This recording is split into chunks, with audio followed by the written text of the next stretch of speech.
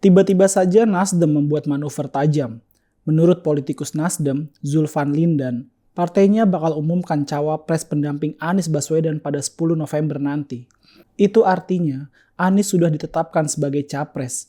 Memang sebelumnya nama Anies sudah disebutkan, tapi ada dua nama lain, yaitu Ganjar dan Andika. Jika mengacu pada opini Zulfan, maka Nasdem sudah bulat menunjuk Anies. Oleh sebab itu, pada November nanti, Nasdem akan menunjuk wakilnya. Anies dan PKS juga baru saja melakukan pertemuan di Bogor, dan ada chemistry di antara keduanya.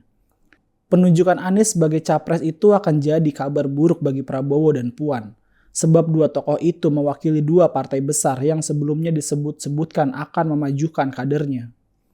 Mereka berdua tidak sanggup melawan Anies. Satu-satunya kandidat yang berpeluang besar mengalahkan Anies hanyalah Ganjar Pranowo.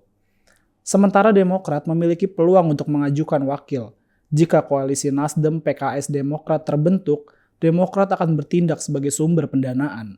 Dalam posisi itu, PKS mungkin rela menerima ganti rugi karena tidak bisa mengajukan calonnya.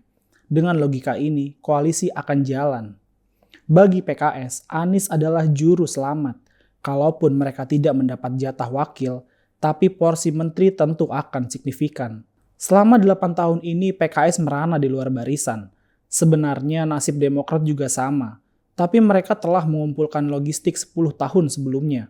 Dan pada 2024, nanti ada pertaruhan penting bagi eksistensi mereka. Demokrat jika masuk dalam koalisi itu, tentu akan berjuang habis-habisan. Karena ini adalah penentuan dari masa depan partai tersebut. Ini juga akan jadi titik akhir perjuangan AHY. Jika AHY tidak ikut bertarung dan Demokrat jadi partai gurem, masa depannya akan habis. Manuver Nasdem memang mengejutkan. Barangkali ini akan jadi anti klimaks bagi perjalanan Nasdem. Karena selama 2 periode kepemimpinan Jokowi, Nasdem dianggap sebagai partai nasionalis yang berpihak pada kerukunan dan masa depan bangsa.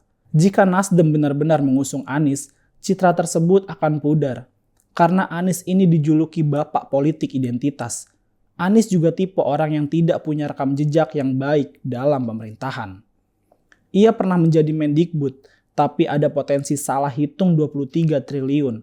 Ini tentu berbahaya jika dibiarkan. Untungnya, Menku gesit menemukan kejanggalan itu. Anies segera ditendang agar tidak melakukan kesalahan lebih fatal. Begitu juga ketika dia jadi gubernur DKI Jakarta. Anies menciptakan begitu banyak masalah. Anggaran daerah tidak jelas digunakan untuk apa. Jakarta mengalami kemunduran di tangan Anies. Profil Anies juga merupakan idola kelompok garis keras. Pertarungan Pilkada Jakarta 2017 menjadi pilkada paling kotor dalam sejarah. Inilah yang bertolak belakang dengan citra Nasdem yang selama ini hendak melakukan gerakan perubahan. Dengan mengusung Anies, mereka mundur ke belakang. Tapi politik memang penuh tikungan. Sekarang tinggal PDIP dan Gerindra yang mengambil keputusan. Apakah mereka memaksakan diri bertarung dengan Anies meski kalah? Atau mereka bertindak realistis dan mengajukan lawan yang sepadan bagi Anies? Jika opsi pertama dipilih, selesai sudah.